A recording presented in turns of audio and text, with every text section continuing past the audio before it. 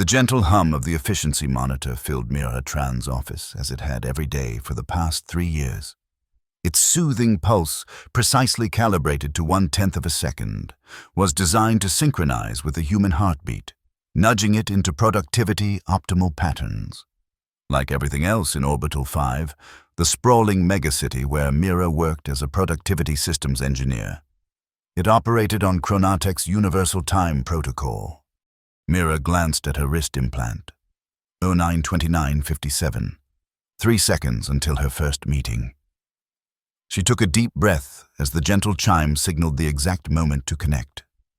The holographic figures of her team materialized around her desk, each of their status indicators glowing a punctual green. "Good morning, team. We're assembled at exactly 09:30 Unterkal to review yesterday's productivity metrics," she began, her voice matching the measured cadence expected of senior engineers at Global Productivity Solutions. "The Chronatech algorithm indicates we have precisely 17 minutes to complete this review before our optimal cognitive focus diminishes. As productivity management lead for the Western Hemisphere, Mira's job was to ensure that human work patterns aligned with the mathematically perfect schedules developed by Chronatech's artificial intelligence. It was a position of prestige in a world where time had become the most valuable commodity, sliced, diced, and allocated down to the millisecond. The holographic charts floating before her told a familiar story. Factories, offices, and service centers across the hemisphere running with 98.7% temporal efficiency. Every worker's day passed into optimal units, every break calculated to maximize recovery without wasting a precious second. 3 billion people moving in near-perfect synchronization. The Sydney manufacturing hub experienced a 0.3% productivity drop when workers took an average of 27 extra seconds for their midday nutrition break, noted her assistant, Omar Nakai, a lanky chronobiologist whose expertise in human biological rhythms had made him invaluable to GPS. "Schedule a micro-correction," Mira replied automatically. "Adjust their break timers by 30 seconds to compensate for transition time. Standard protocol." The meeting concluded at exactly 9:46:57, 3 seconds ahead of schedule. Mira allowed herself a small smile of satisfaction as she dismissed the hologram. Efficiency was everything in a world under the watchful eyes of the Galactic Alliance. 10 years ago, Earth had been peacefully observed by the Interstellar Coalition after humanity's rapid technological advances had triggered concerns about potential disruption to galactic trade routes. The Alliance had not been hostile, they simply made their presence known and established monitoring outposts on the Moon and in Earth orbit. They rarely intervened directly, preferring to guide humanity through subtle technological gifts that always seemed to arrive just when needed.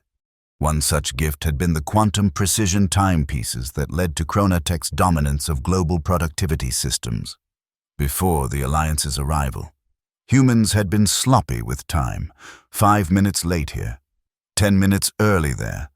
Now, the world ran on a single, unified time standard, accurate to the quantum level. Every device, every system, every human activity measured against this perfect standard. Mira's apartment overlooked the geometric precision of Orbital 5's central business district. Glass and steel towers rose in mathematical progression, their heights and spacing calculated for optimal sunlight distribution and visual harmony. Even the pedestrians below moved with choreographed efficiency, guided by subtle signals from their personal devices and the embedded timing systems in the sidewalks themselves. She had just settled down for her scheduled evening meal when the first anomaly occurred. Her wrist implant flickered, displaying 18:30 Hundel for a fraction of a second before going blank. Mira tapped it, assuming a minor malfunction. Nothing happened. She reached for her backup timepiece on the wall, a decorative analog clock that had belonged to her grandfather, but its hands had stopped moving. Her communicator chimed with an emergency tone, the only alert programmed to function independently of the time system. "This is an automated message from Global Emergency Services. We are experiencing a widespread temporal systems anomaly. All citizens are advised to remain in their current locations until system restoration. Chronotech engineers are working to resolve the issue. Current estimated time is... The message cut off abruptly. Mira's training kicked in. As a senior systems engineer with high security clearance, she had protocols to follow during infrastructure failures. She reached for her emergency terminal, only to find it displaying the same message everyone else was seeing. Temporal calibration unavailable. Please stand by. Through her window, she could see the usual orderly flow of the city beginning to falter. Traffic lights were flashing random patterns. The normally synchronized pedestrian movements had devolved into confused clusters of people staring at their devices. Her communicator chimed again. This time, it was a direct call from her supervisor, Director Lorne, his face tight with controlled panic. Tran, we have a global situation. All temporal systems are offline. And I mean all of them, digital, analog, even the atomic clocks at the International Time Authority. The Galactic Alliance outpost is reporting the same issue. We need you at Central immediately. How am I supposed to know when... Mira began, then stopped herself, realizing the absurdity of the question. Without functioning time systems, immediately had no precise meaning. Just get here, Lorne snapped before disconnecting. The journey to Chronotech Central would normally take exactly 22 minutes via the precision-timed transit system. Tonight, it took... Mira had no idea. The automated trains were running on emergency protocols, moving slowly with manual operator control. Pedestrians crowded the stations, their faces showing various stages of confusion and anxiety. When she finally arrived at the gleaming headquarters of Chronotech, the normally immaculate lobby was in disarray. Security guards were attempting to maintain order manually, checking identification without the usual biometric timestamps. Inside the crisis center, dozens of engineers huddled around terminals, their faces illuminated by the eerie glow of screens displaying nothing but error messages. Director Lorne spotted her and waved her over. A tall, angular man with permanently furrowed brows. He had built his career on never being a single second behind schedule. It's gone. Tran. All of it. Every timepiece. Every chronometer. Every system that measures the passage of time. Even the quantum reference clocks in the Alliance monitoring stations. That's impossible, Mira said automatically. The systems are redundant, distributed across multiple... I know the architecture. Lorne cut her off. I designed half of it. This isn't a failure. This is deliberate. The room fell silent as the main screen flickered to life. Instead of the usual Chronotech logo, it displayed an unfamiliar symbol, a spiral pattern that seemed to shift and change as they watched. Below it, a message in multiple languages.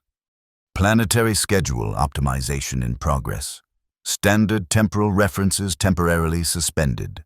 Adaptation recommended. The Alliance, Mira whispered, recognizing the formal language pattern used in official communications from the galactic observers. A subset, Lorne replied grimly. We've received clarification from the main Alliance diplomatic channel. This is the work of the Kronos Collective, a specialist group within the Alliance responsible for temporal harmony between civilizations. Apparently, they've decided that Earth's relationship with time needs adjustment. They can't just, Mira began, but Lorne's bitter laugh cut her off. They already have, and according to their message, they have no intention of restoring the systems. This is permanent. The implications hit Mira like a physical blow. The entire global infrastructure, transportation, manufacturing, energy distribution, food production, all of it synchronized to universal time protocols. Without those protocols, the carefully optimized systems would collapse into chaos. We have contingency plans, she said, reaching for the professional calm that had defined her career. Manual overrides, local timing systems that can be calibrated independently. All disabled, said a new voice. A slender figure emerged from the shadows at the back of the room. Unlike the humans around them, this being moved with a fluid grace that seemed to exist outside normal physical constraints. Its translucent skin shimmered with subtle patterns of light, and its 4 eyes blinked in alternating sequence. Direct 71, Lorne acknowledged stiffly. Our liaison from the Alliance Observer team. The alien inclined its head slightly. The Kronos Collective has been monitoring Earth's temporal usage patterns for several of your years. They have determined that your species has developed an unhealthy relationship with time measurement. The natural rhythms of your biology and your planet have been superseded by artificial constructs that reduce overall harmony. With all due respect, Mira said, struggling to keep her voice level. Those artificial constructs are what keep billions of people fed, housed, and alive. A common misconception, Direct 71 replied, its voice melodious and unnervingly calm. Many species believe they require rigid temporal structures to maintain complex civilizations. The collective's experience suggests otherwise. You have become addicted to a tool that was meant to serve you, not enslave you. This is insanity, Lorne sputtered. You can't just... The decision has been implemented, the alien said simply. The collective believes your species will adapt. Those who cannot... It made a gesture that somehow conveyed both regret and inevitability. How long will this last? Mira asked, then grimaced at the irony of her question. The alien's skin rippled in what she had learned was its species' equivalent of amusement. That concept no longer applies in the way you mean it. The collective will be monitoring your civilization's adaptation. When sufficient progress has been observed, some temporal reference tools may be gradually reintroduced in more limited and healthy forms. And until then, Lorne demanded. Until then, Direct 71 said, you will learn to live as most species in the galaxy do, in harmony with natural rhythms rather than arbitrary divisions. The collective considers this an opportunity for growth, not a punishment. With that, the alien turned and glided from the room, leaving behind a stunned silence. This is an attack on humanity, Lorne finally said, his voice tight with anger. They've crippled our infrastructure, our economy, our entire way of life. We need to formulate a response. What kind of response can we make against a civilization that can disable every timepiece on the planet simultaneously? Asked Omar, who had arrived during the confrontation. We adapt, Mira said quietly, surprising herself. Both men turned to look at her. We have no choice. We need to establish new protocols immediately, ones that don't rely on synchronized time measurement. That's exactly what they want, Lorne objected. Yes, Mira agreed. But it's also our only option for preventing immediate societal collapse. Director, I suggest we implement the Resilience Protocol. The Resilience Protocol had been developed as a theoretical exercise, a worst-case scenario plan for maintaining essential services during a complete technological breakdown. It had never been intended for actual deployment, but its core principles were sound: decentralized decision-making, local resource management, and fallback to pre-digital coordination methods. Fine, Lorne said after a long moment. Implement resilience, but make it clear to all divisions. This is temporary. We will restore proper temporal control. As Mira left the crisis center to begin implementation, she couldn't help but wonder if Lorne's confidence was misplaced. The casual power displayed by the Kronos Collective was unlike anything humanity had encountered before. They hadn't destroyed the time measurement systems. They had simply erased the concept of standardized time itself. Outside, the city was transforming.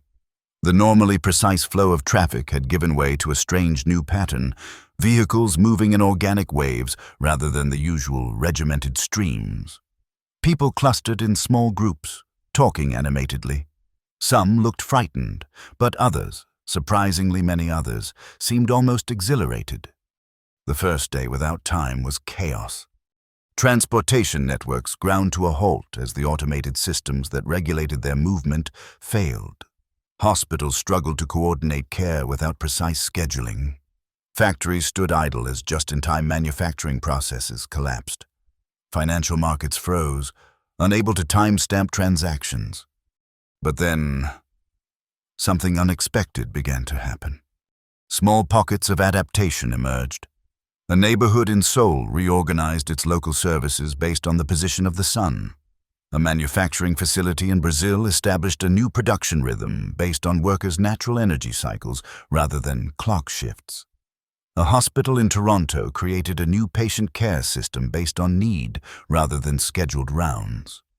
By the third day, as measured by sunrise and sunset, the only reliable temporal markers left, emergency services had stabilized in most regions. Communities were establishing local coordination systems based on natural cycles and simple observational cues. The initial panic was subsiding, replaced by a determined pragmatism. Mira had been working continuously since the crisis began, sleeping only when exhaustion overtook her. The resilience protocol was functioning better than expected, with essential services restored across nearly 70% of major population centers. But Chronotech, and Director Lorne in particular, remained fixated on restoring the previous system. "We've assembled our best quantum engineers," Lorne informed her during what would have once been a morning briefing. "They're working on a prototype chronometric generator that should be able to re-establish at least a regional time standard. The Alliance said they'd disabled all temporal measurement devices." Mira reminded him. "They disabled existing ones," Lorne corrected. "We're building something new, based on principles they may not have anticipated. If we can get even a local system operational, we can begin rebuilding from there." Mira nodded, but something about the plan troubled her. Over the past few days, she had been collecting data on the adaptation efforts worldwide. The results were unexpected. "Director, before we commit fully to restoration, I think you should see this," she said, transferring a data packet to the main display. "These are productivity metrics from a selection of facilities that have successfully implemented alternative coordination systems." The display showed a series of graphs comparing pre-crisis output with current production levels.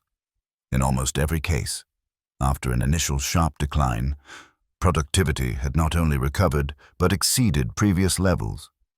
"This can't be right," Lorne said, frowning at the figures. "These numbers suggest a 15–22% increase in overall productivity, with reduced error rates and resource usage." "The data has been verified through multiple channels," Mira confirmed. "And it's not just productivity. Reports of work-related stress conditions have declined by over 30%. Innovation metrics are up. Even sleep quality reporting shows significant improvement." "Correlation, not causation," Lorne dismissed. "The crisis has people working harder temporarily. It's not sustainable." "Perhaps," Mira conceded. "But I think it warrants further investigation before we commit fully to restoring the previous system. With your permission, I'd like to conduct a formal study, a controlled comparison between facilities using different adaptation approaches." Lorne hesitated, then nodded curtly. "Fine, you have 3 cycles, but the restoration project continues in parallel." Mira assembled a small team, including Omar, whose expertise in chronobiology suddenly had new practical applications. They selected 20 manufacturing facilities of similar size and output, 10 that were attempting to maintain rigid scheduling despite the lack of synchronized timepieces, and 10 that had adopted what workers were now calling the natural rhythm approach. The natural rhythm. Facilities had abandoned fixed shifts entirely. Workers arrived when they felt rested and left when they felt tired. Production was organized around task completion rather than time intervals. Breaks were taken when needed rather than on schedule. Most surprisingly, without the constant pressure of timed quotas, workers naturally organized themselves into efficient collaborative patterns. "It's fascinating," Omar told Mira as they observed a factory floor in Detroit. "Without external time pressure, they're falling into what chronobiologists call flow state much more frequently. They're working in harmony with their circadian rhythms rather than fighting against them. The workers moved with a relaxed efficiency that contrasted sharply with the tense precision Mira was accustomed to seeing in industrial settings. People chatted as they worked, switching tasks fluidly when they sensed diminishing returns from their current activity. Yet the production line never faltered. "How do they coordinate without time markers?" Mira asked, genuinely curious. "They're using natural cues," Omar explained. "Sunlight position, hunger, energy levels, and they've developed their own reference points. Those colored flags indicate production phases. The music changes to signal shift transitions. It's a much more organic system." After 2 weeks of study, the results were undeniable. The natural rhythm facilities consistently outperformed their traditionally managed counterparts on every metric: output quality, quantity, resource efficiency, worker satisfaction, and innovation. "It's not just the absence of time pressure," Omar concluded as they prepared their report. "It's the reconnection with natural biological rhythms. Humans evolved with these patterns over millions of years. Our modern, time-sliced existence has only existed for a few centuries, a mere eye blink in evolutionary terms." Mira nodded, thinking of her own experience over the past weeks. Without her implant's constant reminders and alerts, she had initially felt adrift. But gradually, she had reconnected with her body's own signals: hunger when she needed nutrition, fatigue when she needed rest, restlessness when she needed movement. There was a freedom in it that she had never experienced before. Their findings met with mixed reactions. Many regional administrators, seeing the productivity data, were already pivoting to embrace the natural rhythm approach. Others, particularly those from highly time-regimented cultures, remained skeptical and continued pushing for restoration. Chronotech's leadership was divided. Some board members, seeing the financial implications of the productivity increases, were beginning to view the crisis as an opportunity. Others, led by Lorne, remained committed to restoring the temporal control systems that had been their company's foundation. "We're making progress," Lorne informed Mira when she delivered her report. "The prototype chronometric generator will be operational within days. We'll be able to re-establish standardized time measurement for the entire North American region as a start." "Director, did you review our findings?" Mira asked. "The data strongly suggests that returning to rigid temporal control would actually reduce productivity and human well-being." "I reviewed it," Lorne said dismissively. "It's an interesting anomaly, but not sustainable. Humans need structure. Tran, they need the certainty that comes from knowing exactly when things will happen. This current situation is merely a novelty effect. Once it wears off, chaos will return." Mira wanted to argue but held her tongue. Lorne had built his career, his entire identity, around the precision management of time. The idea that humanity might be better off without it threatened everything he stood for. Instead, she focused on expanding her research. The phenomenon wasn't limited to manufacturing. Schools that had abandoned rigid class schedules in favor of interest-driven learning periods were reporting unprecedented engagement levels. Hospitals using need-based care rather than scheduled rounds were seeing improved patient outcomes. Even creative industries were experiencing a renaissance as artists and innovators worked according to inspiration rather than deadlines. The Galactic Alliance observers, through Direct 71, expressed approval of these developments. "Your species is adapting more quickly than the collective anticipated," the alien told Mira during one of their increasingly frequent conversations. "Many civilizations require multiple generations to break free from artificial temporal constructs. Not everyone sees it as breaking free," Mira pointed out. "Many still consider this a crisis to be resolved." "Resistance is expected," Direct 71 acknowledged. "Change is difficult for all sentient beings, but the data you are collecting speaks for itself, does it not?" It did. And the more Mira studied the effects of the temporal liberation, as some were now calling it, the more convinced she became that the Chronos Collective might actually be right.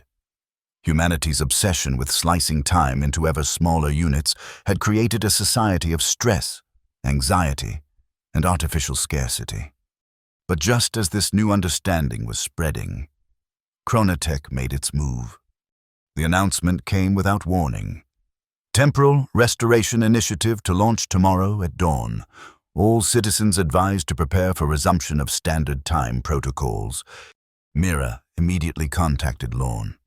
You're implementing the generator without full testing, without consideration of the adaptation data. The board has made its decision, Lorne replied, his voice tight. The prototype has passed all simulations. Regional governments have approved the restoration. The time for experiments is over. Tran. But you don't understand what will happen, Mira protested. People have adapted to natural rhythms. Forcing them back into artificial time constraints could cause serious psychological and physiological damage. They'll readjust, Lorne said dismissively. Humans survived with clocks for centuries. They'll do so again. That night, Mira couldn't sleep. The implications of Chronotech's plan kept her pacing her apartment as moonlight shifted across the floor, nature's own time marker. The productivity data was unequivocal. The well-being metrics were clear. Forcing humanity back into rigid temporal constraints would cause harm, not just psychological but economic and social as well. Her communicator chimed, a simple tone, not the precisely calibrated alert it would have given weeks ago. The message was from Omar. They're activating the generator at the Midwest Temporal Authority. A group of us are going to try to stop them. Could use your expertise. Mira stared at the message for a long moment. Throughout her career, she had been the consummate professional, the reliable executor of company policy. Joining what amounted to industrial sabotage would end that career permanently. But the data couldn't be ignored. And more than that, her own experience couldn't be denied. These weeks without rigid time constraints had changed her, awakened her to patterns and rhythms she had never noticed before. The thought of returning to the tyranny of the microsecond filled her with a dread she couldn't articulate. She sent a simple reply, on my way. The Midwest Temporal Authority facility was one of 12 global centers that had once maintained the Universal Time Protocol, located in a nondescript industrial park outside Chicago. Its unassuming exterior belied the quantum technology it had housed. Now, according to Omar's information, it contained Chronotech's prototype chronometric generator, a device designed to re-establish rigid time measurement across an entire continent. When Mira arrived, she found not the small group of scientists she had expected, but hundreds of people gathered outside the facility's perimeter. Workers from natural rhythm factories, healthcare providers, teachers, artists, ordinary people who had discovered a different way of living and were unwilling to give it up. Omar spotted her and hurried over. They're preparing for activation, he said without preamble. The generator creates a quantum field that forces all particles within range to synchronize to its rhythm. Once established, it will expand to cover the entire region within days. And the effects on people? Mira asked, though she already suspected the answer. Immediate reversion to rigid temporal perception. The natural rhythms people have reconnected with will be overridden. Preliminary testing on volunteers showed severe disorientation, anxiety, even physical symptoms similar to jet lag but magnified tenfold. Mira scanned the crowd. All these people are here to stop it? Most just to protest, Omar clarified. But some of us have a more direct approach planned. That's why I contacted you. We need someone who understands the generator's architecture. The plan was both simple and desperate. A small team would breach the facility, access the generator's control systems, and disable it permanently before activation. The risk of failure was high, and the consequences, both legal and professional, would be severe. This isn't just about clocks. Mira, Omar said quietly. This is about freedom. The right to live according to our natural rhythms rather than artificial constraints imposed by corporations and governments. Mira looked at the facility, then at the gathered crowd. faces both anxious and determined. People who had discovered something precious and were fighting to keep it. "The generator's quantum core will be isolated," she said finally. "But its control systems will connect to the facility's main power grid. If we can create a specific pattern of power surges, we might be able to disrupt the initialization sequence without physical access to the core itself."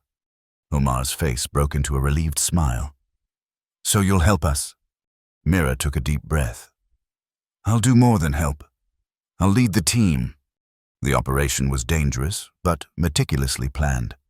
Using her Chronotech credentials, Mira gained access to the facility's outer security perimeter. From there, a team of engineers, all volunteers from various natural rhythm workplaces, implemented her power disruption plan while she created a diversion by confronting Lorne directly. She found him in the control center, surrounded by Chronotech executives and government officials. The chronometric generator, a pulsing crystalline structure surrounded by complex quantum manipulation equipment, dominated the center of the room. "Tran." Lorne acknowledged her arrival with a curt nod. "Come to witness the restoration. We're about to re-establish proper temporal order." "I've come to ask you to reconsider," Mira said, pitching her voice to carry to the entire room. "The data is conclusive. Forcing people back into artificial time constraints will cause widespread harm, physical, psychological, and economic. The board has reviewed your data and found it unconvincing," Lorne replied dismissively. "This temporary anomaly in productivity is just that, temporary. Sustainable civilization requires temporal discipline." "Is that what this is really about?" Mira challenged. "Discipline? Control? The data shows people are more productive, more creative, and happier without rigid time constraints. What exactly are you trying to restore here, Director?" Lorne's face hardened. "Order, Tran. Predictability. The foundation of modern society. This natural rhythm nonsense might work for primitive operations, but complex global systems require synchronization. They require coordination," Mira corrected. "And people have found ways to coordinate without surrendering their natural rhythms. The evidence is overwhelming." "Evidence gathered during a crisis?" Lorne cut her off. "Under abnormal conditions, it's meaningless." "Then why not wait?" Mira pressed. "Conduct proper long-term studies. If the productivity gains are truly temporary, they'll disappear on their own. There's no need to force this restoration." She could see uncertainty flicker across some of the officials' faces. Good. She just needed to keep them talking, keep them doubting, while Omar's team completed their work. "The decision has been made," Lorne said firmly. "Activation sequence initiates in 3 minutes. "By whose clock?" Mira asked pointedly, drawing surprised laughter from several officials. Lorne's face flushed with anger. "Security, please escort Miss Tran from the facility. She is no longer authorized to be present." As guards moved toward her, the lights flickered, once, twice, then stabilized. A warning indicator appeared on the generator's control panel. "Power fluctuation detected," announced a technician. "Compensating." "What's happening?" Lorne demanded. "Nothing to worry about, sir," the technician assured him. "The backup systems." The room plunged into darkness for a split second before emergency lighting activated. When the main lights returned, multiple alarm indicators were flashing across the control panels. "We've lost synchronization with the quantum core," the technician reported, his voice rising in panic. "The initialization sequence is destabilizing." "Fix it," Lorne snapped. "Something's interfering with the power supply," another technician called out. "The surges are following a pattern. It's deliberate." Lorne's eyes locked with Mira's, understanding dawning. "This is sabotage. You're behind this." "I'm giving humanity a choice," Mira replied calmly. "Something Chronotech never considered doing." The generator's crystal core was pulsing erratically now, its light shifting through spectrums visible and invisible. Warning tones sounded from multiple stations. Core containment failing, a technician shouted. We need to abort. No. Lorne pushed him aside, taking manual control of the system. We can stabilize it, reroute all power to the quantum buffers. Director, if the core loses coherence while powered, the quantum backlash could... Do it, Lorne ordered. The technicians exchanged nervous glances but complied. For a moment, it seemed to work. The crystal's pulsing stabilized, its light settling into a steady blue glow. Then, with a sound like a crystal glass shattering in extreme slow motion, fracture lines appeared across the core's surface. Light spilled from the cracks. Not the controlled blue of moments before, but a wild, shifting rainbow that seemed to bend in impossible directions. Evacuate, the lead technician shouted. Quantum containment breach imminent. Officials and technicians rushed for the exits. Security guards abandoned Mira to join the exodus. Only Lorne remained, still frantically working the controls. Director, we need to go, Mira urged, grabbing his arm. The core is going to collapse. I can still save it, he insisted, shaking off her hand. Everything we've built, it can't end like this. Some endings are beginnings, Mira said. Please, Director. The fractures in the crystal were spreading rapidly now, the light pulsing with increasing intensity. Lorne stared at it for another long moment. Then his shoulders slumped in defeat. They barely made it out before the quantum collapse. From outside, it manifested as a strange implosion, a bubble of distorted space-time that expanded outward for several meters before collapsing back in on itself. When it cleared, the facility remained intact, but the generator was gone, reduced to component particles dispersed across quantum dimensions. It's over, Omar said, joining Mira as they watched Chronotech security establishing a perimeter around the facility. The generator is beyond recovery. Their backup plans will take months to implement, and by then, the new patterns will be too established to easily disrupt. Mira finished. But this is just the beginning. Chronotech won't give up, and neither will others who built their power on controlling time. But we've bought humanity a chance, Omar said. A chance to choose. In the days that followed, Mira expected arrest, prosecution, professional ruin. Instead, something unexpected happened. The Galactic Alliance, through its official diplomatic channels, issued a statement. The Kronos Collective's experiment would continue without interference. Any attempt to forcibly reimpose artificial temporal systems would be considered a violation of the observation agreement. Protected by this extraterrestrial intervention, the natural rhythm movement spread. Cities reorganized around daylight patterns rather than clock hours. Workplaces abandoned rigid shifts in favor of task completion metrics. Schools discovered that children learned better when allowed to follow curiosity rather than bells. It wasn't perfect. Some industries struggled with the transition. International coordination became more complex without shared time references. But solutions emerged organically. Colored lights indicating activity phases, music signaling transitions, shared meals marking community gatherings. And the data continued to accumulate. Productivity rising, stress decreasing, innovation flourishing. The human mind, freed from constant awareness of passing seconds, expanded into creative spaces long neglected. Chronotech's board eventually voted to pivot the company toward natural rhythm technologies, tools that supported organic coordination without imposing artificial constraints. Lorne resigned in protest, but many of his colleagues embraced the new direction. Mira found herself appointed to lead the transition, the saboteur becoming the architect of a new relationship with time. The irony wasn't lost on her. 6 months after the Kronos Collective's intervention, Direct 71 requested a meeting. They met in a garden designed around natural cycles, plants that opened and closed with the sun. water features that ebbed and flowed with lunar patterns. "Your species continues to surprise the collective," the alien said, its skin shimmering with approval patterns. "Most require generations to adapt. You have accomplished it in a single seasonal cycle." "Not completely," Mira admitted. "There's still resistance.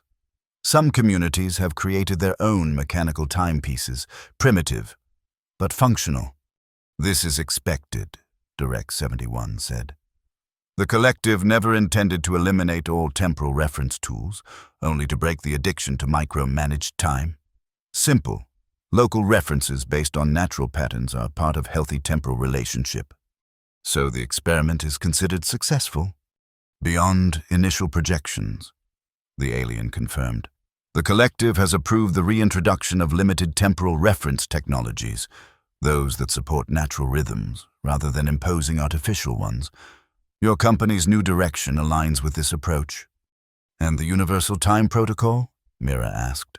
"The quantum-synchronized global system?" "That will not return," Direct 71 said firmly. "Such systems are ultimately destructive to biological entities. Your species has demonstrated remarkable capacity for adaptation. You have found your own way forward." As the alien departed, Mira remained in the garden, watching the subtle dance of light and shadow as clouds moved across the sun. Nature's own time markers, ancient and patient. Her wrist felt lighter without the implant that had once controlled her every moment. In its place, she wore a simple band that changed color with the day's progression, not commanding her actions but simply offering awareness of natural cycles. Across the garden, a group of children played, their activities flowing naturally from energetic games to quiet concentration without any adult telling them when to switch. Their laughter came in natural waves rather than scheduled intervals. A year ago, she would have found such unstructured activity anxiety-inducing. Now, she saw the organic beauty in it, the natural rhythms that had always been there, merely obscured by humanity's obsession with controlling every second. The last physical clock in Mira's possession had been her grandfather's antique timepiece. She had kept it as a reminder of the transition, even after it became a museum curiosity rather than a functional object. Now, she carefully removed it from her office wall and placed it in a box for donation to the Museum of Temporal History. As she closed the lid, she felt a sense of completion. Time hadn't stopped, it had simply been returned to its natural state. A river to flow with, rather than a cage to be trapped within. Outside her window, the city moved in organic patterns, people converging and dispersing according to need and energy rather than arbitrary schedules. The sun tracked across the sky, the only timekeeper most now required. Mira smiled and stepped outside, into a world no longer ruled by the tyranny of the second hand, but by the ancient, natural rhythms that had guided life long before clocks were invented and would continue long after the last mechanical timepiece had been forgotten. In surrendering the illusion of controlling time, humanity had reclaimed something far more valuable, the freedom to live within it naturally.